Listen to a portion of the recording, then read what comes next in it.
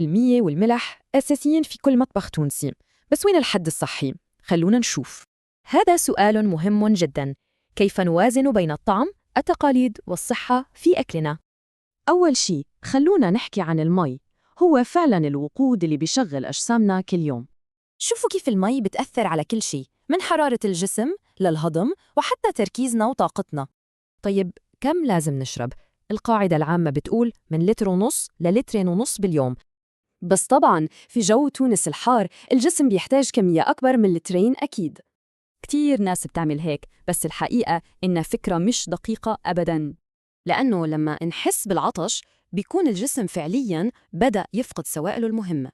يعني الأهم هو شرب المي طول اليوم، مش بس لما نعطش. تمام، هلأ خلونا ننتقل للملح. هو ضروري بس زيادته مشكلة.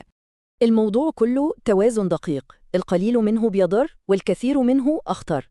التوصيات العالمية واضحة، أقل من 5 غرامات باليوم، يعني تقريباً ملعقة شاي صغيرة. بس وين المشكلة؟ أغلبنا بيتجاوز هالكمية بدون ما ينتبه. كيف؟